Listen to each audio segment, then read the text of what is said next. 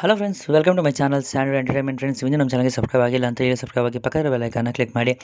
ಅಮೃತಧಾರೆ ಧಾರಾವಾಹಿಯ ಶುಕ್ರವಾರದ ಸಂಚಿಕೆಯಲ್ಲಿ ಮೊದಲಿಗೆ ಮಲ್ಲಿ ಸರಿ ಹಾಕೋರೆ ಬಾವರೆ ನಾನಿನ್ನ ಹೋಗಿ ಬರ್ತೀನಿ ಅಂತ ಹೇಳ್ತಾರೆ.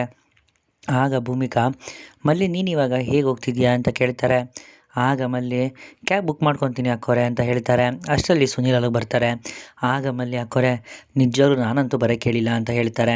ಆಗ ಭೂಮಿಕಾ, ಅಯ್ಯೋ ಮಲ್ಲಿ, ನಾನೇ ಬರೋಕ್ಕೆ ಹೇಳಿದ್ದು. ನೋಡು, ಇವತ್ತು ನಿನ್ನ ಜೀವನದಲ್ಲಿ ತುಂಬ ಮುಖ್ಯವಾದ ದಿನ. ನೀನು ಪ್ರಮುಖವಾದ ಹೆಜ್ಜೆನ ಇಡಕ್ಕೆ ಹೋಗ್ತಿದ್ಯಾ. ಇಂಥ ಸಮಯದಲ್ಲಿ ನಮ್ಮ ಲೈಫ್ ಪಾರ್ಟ್ನರು ನಮ್ಮ ಜೊತೆ ಇದ್ದರೆ ನಮಗೆ ಒಂದು ರೀತಿ ಅದು ಶಕ್ತಿ ಕೊಡುತ್ತೆ. ಅದಕ್ಕೆ ನಾನೇ ಸುನೀಲ್ ಅವ್ರನ್ನ ಬರೋಕ್ಕೆ ಹೇಳಿದೆ. ಹಾಗೆ ಸುನೀಲ್ ಅವ್ರ ಇನ್ನೊಂದು ವಿಷಯ, ನಾನೇನೋ ನಿಮ್ಮನ್ನು ಬರೋಕ್ಕೆ ಹೇಳಿದ್ದೀನಿ, ಆದರೆ ನೀವು ಮಲ್ಲಿನ ಜಾಸ್ತಿ ಮಾತಾಡ್ಸೋಕ್ಕೆ ಹೋಗಬೇಡಿ. ಅವಳು ಎಕ್ಸಾಮ್ ಬರೆಯೋ ಫ್ಲೋನಲ್ಲಿ ಇದ್ದಾಳೆ. ಯಾವುದೇ ಕಾರಣಕ್ಕೂ ಅವಳನ್ನ ಡಿಸ್ಟರ್ಬ್ ಮಾಡೋಕ್ಕೆ ಹೋಗಬೇಡಿ, ಅರ್ಥ ಆಯಿತಾ. ಹಾಗೂ ಏನಾದರೂ ಮಾತಾಡಲೇಬೇಕು ಅಂದರೆ ಮೋಟಿವೇಶನ್ ಕೊಡೋ ಥರ ಮಾತಾಡಿ ಅಂತ ಹೇಳ್ತಾರೆ. ಆಗ ಗೌತಮ್ ಅವರು, ಅಂದರೆ ಯಾವುದೇ ಕಾರಣಕ್ಕೂ ಕ್ರಾಸ್ ಕನೆಕ್ಷನ್ ಆಗಬಾರ್ದು, ಮಲ್ಲಿನ ಡಿಸ್ಟರ್ಬ್ ಮಾಡಬಾರ್ದು ಅಂತ ಇವ್ರ ಮಾತಿನ ಅರ್ಥ ಅಷ್ಟೇ ಅಂತ ಹೇಳ್ತಾರೆ.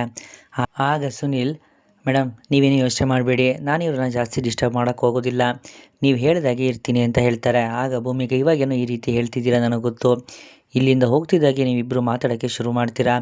ಮಲ್ಲಿ, ಸುನೀಲ್ ಅವ್ರು ಮಾತಾಡ್ಸಿದ್ರು ಕೂಡ ನೀನು ಮಾತಾಡೋಕ್ಕೆ ಹೋಗಬೇಡ, ಮೈಂಡ್ನ ಫ್ರೀಯಾಗಿ ಇಟ್ಕೋ, ಬ್ರೀತಿಂಗ್ ಎಕ್ಸಸೈಸ್ ಮಾಡೋ, ಮೆಡಿಟೇಷನ್ ಮಾಡೋ, ಹಾಗೆ ಓದಿರೋದನ್ನೆಲ್ಲ ರಿವಿಷನ್ ಮಾಡ್ಕೋ, ಮತ್ತು ಎಕ್ಸಾಮ್ ಮುಗಿದಿದ್ದ ಹಾಗೆ ನೀನು ನನಗೆ ಫೋನ್ ಮಾಡಬೇಕು, ನಾನು ಕಾಯ್ತಿರ್ತೀನಿ ಅಂತ ಹೇಳ್ತಾರೆ. ಆಗ ಮಲ್ಲಿ, ಅಯ್ಯೋ ಅಕ್ಕೋರೆ, ಎಕ್ಸಾಮ್ ಇರೋದು ನನಗೆ, ನೀವು ಬ್ರೀತಿಂಗ್ ಎಕ್ಸಸೈಸ್ ಮಾಡಿ ಅಂತ ಹೇಳ್ತಾರೆ.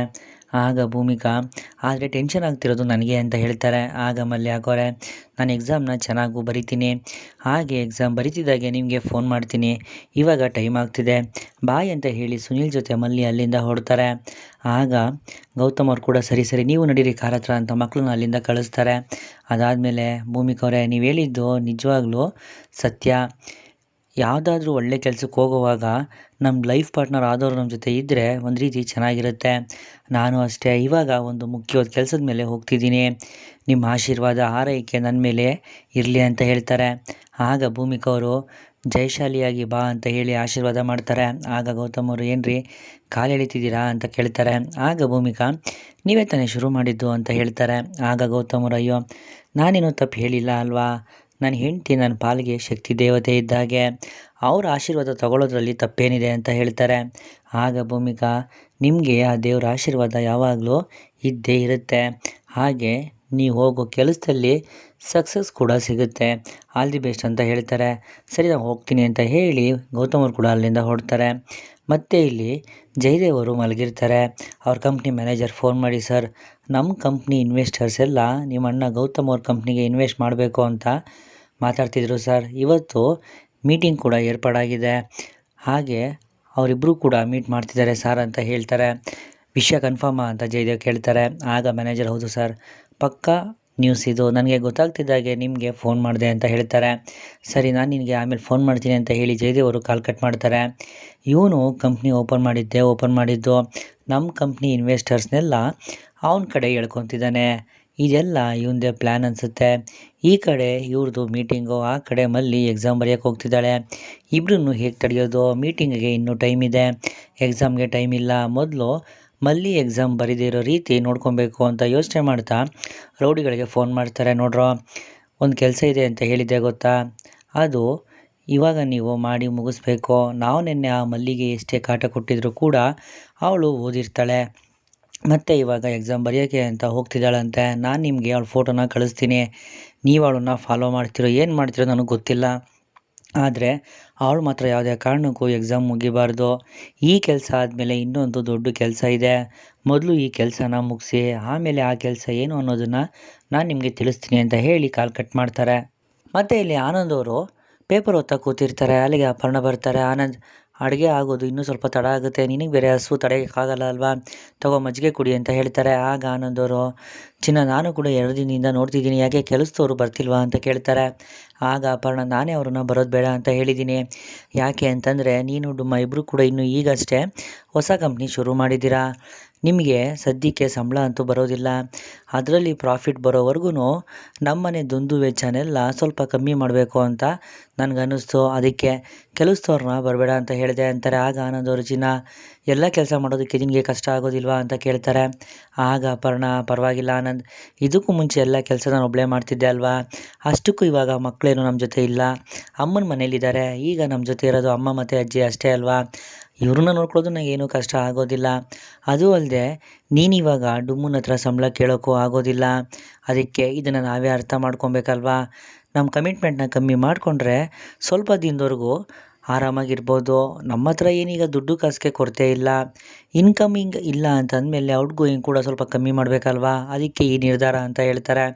ಆಗ ಆನಂದವರು, ಹೌದು ಚಿನ್ನ, ನಿನಗೆ ಬಂದಿದ್ದ ಯೋಚನೆ ನನಗೆ ಬರಲಿಲ್ಲ. ನಾವು ಕಂಪ್ನಿನ ಯಾವ ರೀತಿ ನಡೆಸ್ತೀವೋ ಮನೆಯೂ ಅದೇ ರೀತಿ ನಡೆಸಬೇಕು, ಆವಾಗಲೇ ಜೀವನ ಅನ್ನೋ ಬ್ಯಾಲೆನ್ಸ್ ಶೀಟು ಬ್ಯಾಲೆನ್ಸ್ಡ್ ಆಗಿರುತ್ತೆ ಅಂತ ಹೇಳ್ತಾರೆ. ಆಗ ಅಪರ್ಣ, ಮತ್ತು ಇನ್ನೊಂದು ವಿಷಯ, ಡುಮ್ಮನ್ಗೆ ಈ ವಿಷಯ ಗೊತ್ತಾಗೋದು ಬೇಡ. ಯಾಕೆ ಅಂತಂದರೆ ನಿನಗೇನಾದರೂ ಕಷ್ಟ ಅಂತಂದರೆ ಅವನು ಕಷ್ಟ ಆದರೂ ಪರವಾಗಿಲ್ಲ, ಸಹಾಯ ಮಾಡೋಕ್ಕೆ ನಿಂತ್ಕೊಂಡ್ಬಿಡ್ತಾನೆ. ಸ್ವಲ್ಪ ದಿನ ಹೀಗೆ ಅಡ್ಜಸ್ಟ್ ಮಾಡ್ಕೊಳ್ಳೋಣ ಅಂತ ಹೇಳ್ತಾರೆ. ಆಗ ಆನಂದವರು, ಸರಿ ಚಿನ್ನ, ನೀನು ಹೇಳಿದಾಗೆ ಆಗಲಿ, ಇನ್ಮೇಲೆ ಮಂತ್ಲಿ ಬಜೆಟ್ಗೆ ಸ್ವಲ್ಪ ಕತ್ರಿ ಹಾಕೋಣ ಬಿಡು ಅಂತ ಹೇಳ್ತಾರೆ. ಅಷ್ಟರಲ್ಲಿ ಭಾಗ್ಯವರು ಅಲ್ಲಿಗೆ ಬರ್ತಾರೆ.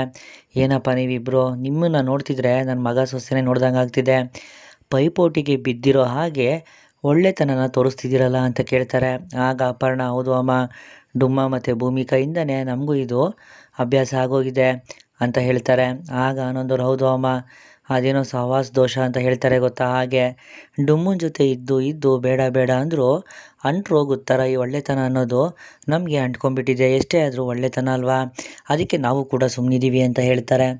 ಆಗ ಭಾಗ್ಯ, ನೀವು ಹೇಳ್ತಿರೋದು ಸರಿಯಾಗೇ ಇದೆ, ಊಟ ರುಚಿ ರುಚಿಯಾಗಿದ್ದಾಗ ನಾವು ಹೇಗೆ ಜಾಸ್ತಿ ತಿಂತೀವೋ ಹಾಗೆ ಒಳ್ಳೆಯದನ್ನು ನಾವು ಸಾಧ್ಯ ಆದಷ್ಟು ಜಾಸ್ತಿ ಮಾಡಬೇಕು, ಕೆಟ್ಟದ್ದನ್ನು ಸಾಧ್ಯ ಆದಷ್ಟು ಕಮ್ಮಿ ಮಾಡಬೇಕು. ಹಾಗಿದ್ದರೆ ಕೆಟ್ಟದ್ದನ್ನು ಮಾಡೋದನ್ನೇ ಬಿಟ್ಬಿಡಬೇಕು. ನೀನೇನು ಚಿಂತೆ ಮಾಡಬೇಡ, ಅಪರ್ಣ ಹೇಳ್ತಿರೋದು ಸರಿಯಾಗೇ ಇದೆ, ಗಟ್ಟಿಮುಟ್ಟಾಗಿರೋ ಇಬ್ಬರು ಹೆಂಗಸರು ಈ ಮನೇಲಿ ಇದ್ದೀವಿ ಅಂತ ಅಂದಮೇಲೆ ಈ ಮನೆ ಕೆಲಸ ಎಲ್ಲ ನಾವಿಬ್ಬರು ನೋಡ್ಕೊತೀವಿ ಬಿಡು ಅಂತ ಹೇಳ್ತಾರೆ. ಆಗ ಆನಂದವರು, ಅಯ್ಯೋ ಅಮ್ಮ, ಏನು ಹೇಳ್ತಿದ್ದೀರಾ, ನೋಡಿ ನೀವು ಆರಾಮಾಗಿರಿ, ಕೆಲಸ ಬೇಕಾದರೆ ಇವಳು ಮಾಡ್ತಾಳೆ, ಇವಳಿಗೆ ಹೆಲ್ಪ್ ನಾನು ಮಾಡ್ತೀನಿ, ಹಂಗನ್ಬಿಟ್ಟು ನೀವು ಮಾತ್ರ ಯಾವುದೇ ಕಾರಣಕ್ಕೂ ಕೆಲಸ ಮಾಡೋ ಹಾಗಿಲ್ಲ ಅಂತ ಹೇಳ್ತಾರೆ. ಆಗ ಭಾಗ್ಯ ಅವರು, ಕೆಲಸ ಮಾಡಬೇಡ ಅಂದರೆ ಹೇಗೆ, ಸುಮ್ಮನೆ ಕೂತ್ಕೊಳ್ಳೋದಾದರೂ ಆಗುತ್ತಾ, ಅಷ್ಟಕ್ಕೂ ಕೆಲಸ ಮಾಡೋದ್ರಿಂದ ನಮಗೂ ಟೈಮ್ ಪಾಸ್ ಆಗುತ್ತೆ, ವ್ಯಾಯಾಮ ಮಾಡ್ದಂಗೆ ಆಗುತ್ತೆ, ಯಾವಾಗಲೂ ರೆಸ್ಟ್ ತೊಗೊತಿದ್ರೆ ನಮ್ಮ ಬಾಡಿ ರೆಸ್ಟ್ ಹಿಡಿಯುತ್ತೆ ಅಷ್ಟೇ ಅಂತ ಹೇಳ್ತಾರೆ. ಆಗ ಆನಂದ್ ಅವರು, ಅಯ್ಯೋ ಅಮ್ಮ, ಏನು ಈ ರೀತಿ ಹೇಳ್ತಿದ್ದೀರಾ, ನಿಮ್ಮ ದೇಹಕ್ಕೆ ವ್ಯಾಯಾಮ ಬೇಕು ಅಂದರೆ ಯೋಗ ಮಾಡಿ ಅಥವಾ ಪ್ರಾಣಾಯಾಮ ಇಂಥದ್ದೇ ಇರುತ್ತೆ ಗೊತ್ತಾ, ಅದನ್ನೇನಾದ್ರು ಮಾಡ್ಕೊಳ್ಳಿ, ಯಾವುದೇ ಕಾರಣಕ್ಕೂ ಕೆಲಸ ಮಾತ್ರ ಮಾಡೋಕ್ಕೆ ಹೋಗಬೇಡಿ, ನಿಮ್ಮ ಕೈಲಿ ಕೆಲಸ ಮಾಡೋಕ್ಕೆ ನಮಗೂ ಇಷ್ಟ ಆಗಲ್ಲ, ಮತ್ತು ಗೆಳೆಯಂಗೇನಾದರೂ ಈ ವಿಷಯ ಗೊತ್ತಾದರೆ ಅವನು ತುಂಬಾ ನೊಂದ್ಕೊಂಡ್ಬಿಡ್ತಾನೆ ಅಂತ ಹೇಳ್ತಾರೆ. ಆಗ ಭಾಗ್ಯ ಅವರು, ಅವನು ಯಾಕೆ ನೊಂದ್ಕೊತಾನೆ, ಇದು ನನ್ನ ಮಗನ ಮನೆ, ನೀನು ನನ್ನ ಮಗ ಅಂತ ಅಂದಮೇಲೆ ಇಲ್ಲಿ ಕೆಲಸ ಮಾಡಿದ್ರೆ ಯಾರು ಕೂಡ ಏನು ಮಾತಾಡೋ ಹಾಗಿಲ್ಲ, ಅವನ ಹತ್ರ ಬೇಕಾದ್ರೆ ನಾನು ಮಾತಾಡ್ತೀನಿ, ನಾನಿಲ್ಲಿ ಕೆಲಸ ಮಾಡೇ ಮಾಡ್ತೀನಿ, ಬೇಡ ಅಂತ ಅನ್ಬೇಡಿ, ನೀವು ಕೂಡ ನನಗೆ ಮಗ ಸೊಸೆ ಇದ್ದಾಗೆ, ಮತ್ತು ನಿಮಗೆ ನನ್ನನ್ನು ಬಿಟ್ಟರೆ ಯಾರಿದ್ದಾರೆ, ನನಗೆ ನಿಮ್ಮನ್ನು ಬಿಟ್ಟರೆ ಇನ್ಯಾರಿದ್ದಾರೆ ಅಂತ ಹೇಳ್ತಾರೆ. ಭಾಗ್ಯ ಅವ್ರ ಮಾತು ಕೇಳಿ ಆನಂದ್ ಮತ್ತು ಅಪರ್ಣಗೂ ಖುಷಿಯಾಗುತ್ತೆ. ಮತ್ತು ಆನಂದ್ ಗೌತಮ್ ಇಬ್ಬರು ಕೂಡ ಕಾರಲ್ಲಿ ಹೋಗ್ತಿರ್ತಾರೆ. ಆಗ ಆನಂದ್ ಅವರು, ಅಲ್ಲ ಗೆಳೆಯ, ಸಮಯ ಅನ್ನೋದು ಹೇಗಲ್ವಾ, ಯಾಕೆ ಅಂತಂದರೆ ಮುಂಚೆ ಎಲ್ಲರೂ ಕೂಡ ನಾವು ಸ್ಟಾರ್ಟಪ್ ಮಾಡ್ತಿದ್ದೀವಿ, ನಿಮ್ಮ ಕೈಲಾದ ಸಹಾಯ ಮಾಡಿ ಅಂತ ನಮ್ಮ ಹತ್ರ ಬರ್ತಿದ್ರು, ಆದರೆ ಇವಾಗ ನೋಡು, ಗಡಿಯಾರದ ಮುಳ್ಳು ಈ ಕಡೆಯಿಂದ ಆ ಕಡೆ ಹೋಗೋ ಅಷ್ಟರಲ್ಲಿ ನಮಗೆ ಸಹಾಯ ಮಾಡಿ ಅಂತ ನಾವೇ ಇನ್ನೊಬ್ರು ಮುಂದೆ ಕೈ ಚಾಚೋ ಥರ ಆಗಿಬಿಟ್ಟಿದೆ, ಈ ಸಮಯ ಅನ್ನೋದು ಪಕ್ಕಾ ಆಫ್ ಇಡುತ್ತೆ ಒಂದೊಂದು ಸರಿ ಅಂತ ಹೇಳ್ತಾರೆ. ಆಗ ಗೌತಮರು, ಅದನ್ನೇ ಕಾಲಚಕ್ರ ಅಂತ ಹೇಳೋದಲ್ವಾ, ಒಂದೊಂದು ಸರಿ ಮೇಲಿದ್ದವರು ಕೆಳಗೆ ಬೀಳ್ತಾರೆ, ಕೆಳಗಿರೋರು ಮೇಲೆ ಹೋಗ್ತಾರೆ ಅನ್ನೋದಕ್ಕೆ ಇದೇ ಉದಾಹರಣೆ ಅಂತ ಹೇಳ್ತಾರೆ.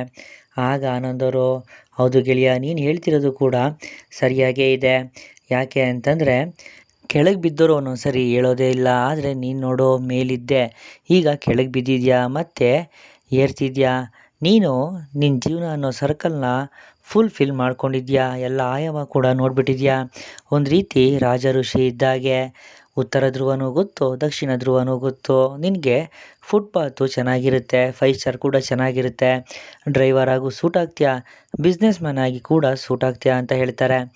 ಆಗ ಗೌತಮರು, ಸಾಕು ಸುಮ್ಮನಿರೋ, ಜಾಸ್ತಿ ಹೊಗಳು ಬೇಡ, ಹೊಟ್ಟೆ ಆಲ್ರೆಡಿ ತೊಳಸ್ತಿದೆ, ಮತ್ತು ಏನೇ ಆದರೂ ಇದನ್ನೆಲ್ಲ ಸಹಿಸ್ಕೊಂಡು ನಾವಿಬ್ಬರು ಫ್ರೆಂಡ್ಶಿಪ್ನ ಮೇಂಟೈನ್ ಮಾಡ್ತಿದ್ದೀವಿ ಗೊತ್ತಾ, ಅದನ್ನು ಮಾತ್ರ ಯಾರ ಕೈಲೂ ಹಾಳು ಮಾಡೋಕ್ಕಾಗೋದಿಲ್ಲ ಬಿಡು ಅಂತ ಹೇಳ್ತಾರೆ.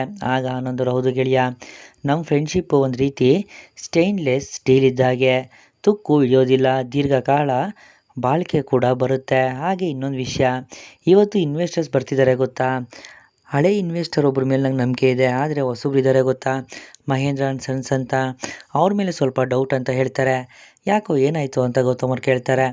ಆಗ ಯಾಕೋ ಹಂಗೆ ಅನ್ನಿಸ್ತಿದೆ ಮನಸ್ಸಿಗೆ ಅಂತ ಹೇಳ್ತಾರೆ. ಆಗ ಗೌತಮ್ ಅವರು, ನೋಡೋ, ಅವರು ನಮ್ಮ ಕಂಪ್ನಿ ಇಡೋದಕ್ಕೆ ಜಾಗ ಕೊಟ್ಟಿದ್ದಾರೆ, ಇನ್ವೆಸ್ಟ್ ಮಾಡ್ತೀನಿ ಅಂತ ಅಂದಿದ್ದಕ್ಕೆ ಓಕೆ ಅಂತ ಹೇಳಿದ್ದೀವಿ.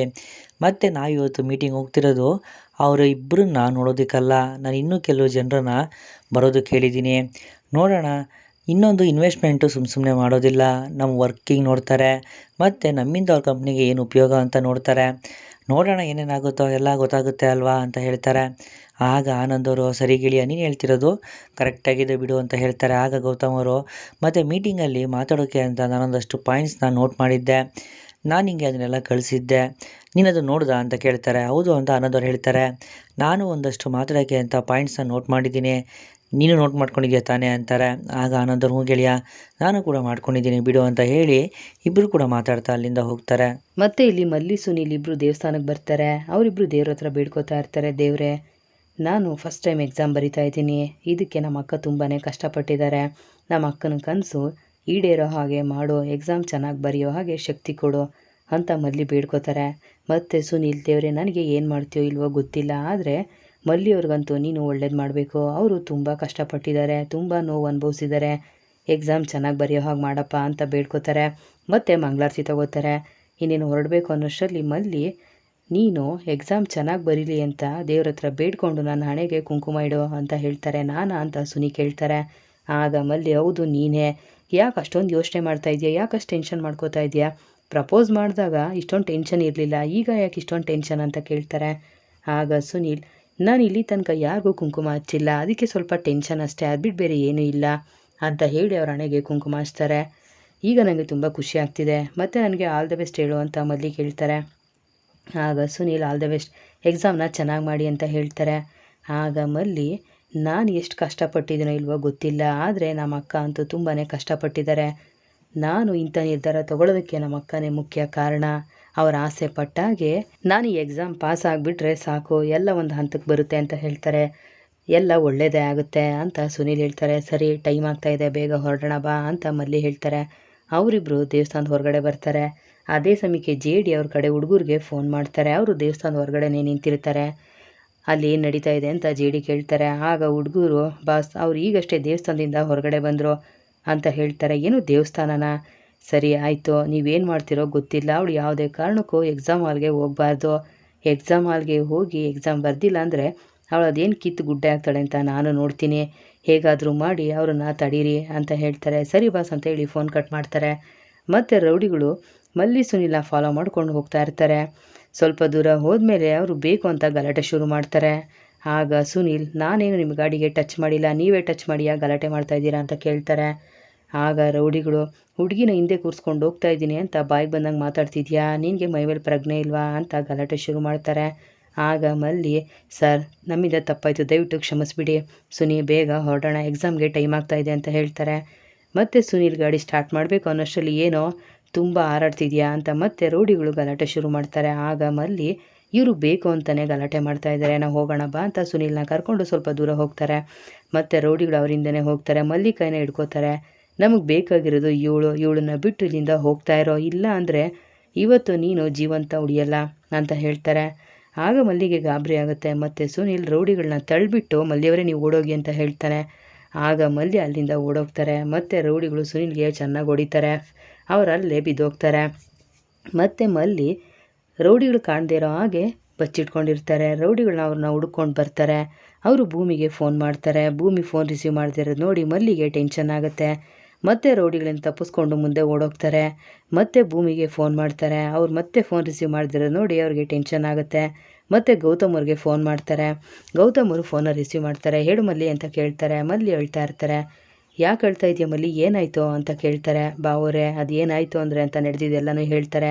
ನೀನು ಟೆನ್ಷನ್ ಮಾಡ್ಕೋಬೇಡ, ಈಗ ನೀನು ಎಲ್ಲಿದೆಯಾ, ಲೊಕೇಶನ್ ಕಳಿಸೋ, ನಾನು ಅಲ್ಲಿಗೆ ಬರ್ತೀನಿ, ಧೈರ್ಯವಾಗಿರು ಅಂತ ಹೇಳ್ತಾರೆ. ಆಗ ಮಲ್ಲಿ ನನಗೆ ತುಂಬ ಟೆನ್ಷನ್ ಆಗ್ತಿದೆ ಭಾವನವ್ರೆ, ಇವರು ನಮ್ಮ ಹಿಂದೆನೇ ಬರ್ತಾ ಇದ್ದಾರೆ, ನಾನು ಈಗಲೇ ನಿಮಗೆ ಲೊಕೇಶನ್ ಕಳಿಸ್ತೀನಿ, ಬೇಗ ಬನ್ನಿ, ಎಕ್ಸಾಮ್ಗೆ ಟೈಮ್ ಆಗ್ತಾಯಿದೆ ಅಂತ ಹೇಳ್ತಾರೆ.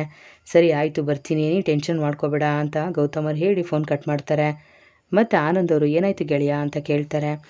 ಆಗ ಗೌತಮರು ಮಲ್ಲಿ ಸುನಿಲ್ ಜೊತೆ ಹೋಗ್ತಾ ಇದ್ಲಂತೆ, ರೌಡಿಗಳು ಯಾರೋ ಅವ್ರನ್ನ ಅಟ್ಯಾಕ್ ಮಾಡಿದಾರಂತೆ, ಲೊಕೇಶನ್ ಕಳಿಸ್ತೀನಿ ಅಂತ ಹೇಳಿದ್ಲು ಅಂತ ಹೇಳ್ತಾರೆ. ಅದೇ ಸಮಯಕ್ಕೆ ಅವ್ರಿಗೊಂದು ಮೆಸೇಜ್ ಬರುತ್ತೆ, ಲೊಕೇಶನ್ ಕಳಿಸಿದ್ದಾಳೆ, ಹೀಗೆ ಸ್ಟ್ರೈಟಾಗಿ ಹೋಗು ಅಂತ ಹೇಳಿ ಅವ್ರು ಅಲ್ಲಿಂದ ಹೋಗ್ತಾರೆ. ಮತ್ತು ಮಲ್ಲಿ ಫೋನಲ್ಲಿ ಮಾತಾಡ್ತಾ ಇರೋದನ್ನ ರೌಡಿಗಳು ನೋಡ್ತಾರೆ. ಅವ್ರ ಮುಂದೆ ಬಂದು ನಿಂತ್ಕೋತಾರೆ. ಮಲ್ಲಿಗೆ ಗಾಬರಿ ಆಗುತ್ತೆ.